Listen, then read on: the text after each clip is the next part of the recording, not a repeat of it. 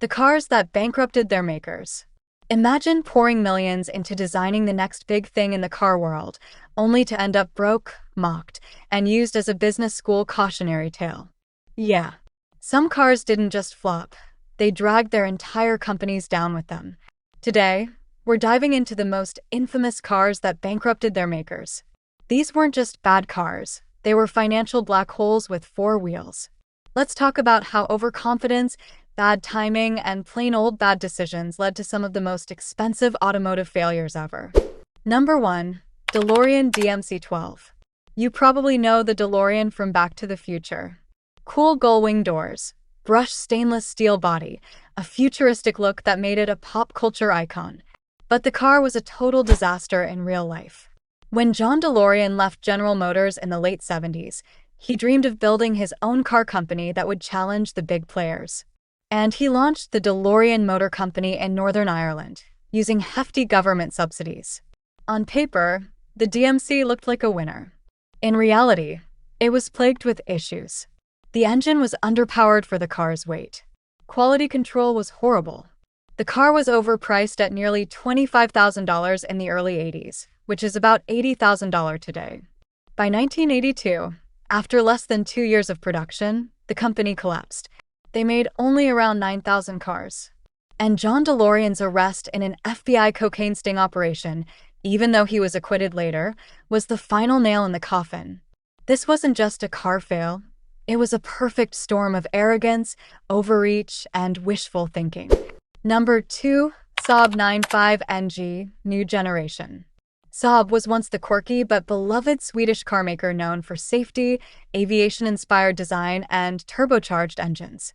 But when General Motors took over Saab, things started to spiral.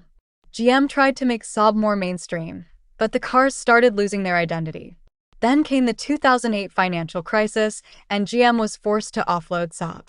Spyker Cars, a tiny Dutch sports car maker, bought Saab in 2010, thinking they could turn things around with the new Saab 95NG. And the car? It was actually pretty good. Sleek design, solid engineering, great safety features. But by then, it was too late. The company had no cash left to promote or produce the car properly. Less than 11,000 Saab 95NGs were made before Saab declared bankruptcy in 2011. Saab's story shows that even good products can't save a company if the timing is wrong and the management is a mess. Number 3. Pontiac Aztek. If you ask car lovers to name the ugliest car ever, the Pontiac Aztek often tops the list. Released by General Motors in 2001, the Aztek was supposed to attract young, adventurous buyers. Instead, it became a joke. Clunky design, weird proportions, a front end that looked like a transformer got stuck mid-shift. The car had some clever features, like a built-in tent and cooler, but no one could get past the looks. Sales flopped. GM spent millions marketing the Aztek, but by 2005, they killed it off. Pontiac, as a brand, never recovered from the embarrassment and the losses. By 2010, GM shut down the entire Pontiac brand. The Aztek was more than an ugly car. It was a symbol of how far a brand can fall when it forgets what made it cool in the first place. Number 4. Tucker 48. Let's go back to 1948. Preston Tucker was an ambitious entrepreneur who wanted to shake up the car industry. His Tucker 48, also called the Tucker Torpedo, was years ahead of its time. It had a rear-mounted engine, a safety windshield that popped out in a crash, a third central headlight that turned with the steering wheel. But Tucker faced huge obstacles. He struggled to secure enough steel, which was tightly controlled post-World War II. The big three automakers weren't thrilled about a disruptor on their turf. The SEC investigated him, accusing him of stock fraud, though he was acquitted later. In the end, only 51 Tucker 48s were built, and the company folded in 1949. Tucker's dream died, but his car became legendary. Today, surviving Tucker 48s are worth millions at auction. But for Tucker, it was bankruptcy. A reminder that sometimes the world just isn't ready for your idea. Number 5. Bricklin SV-1.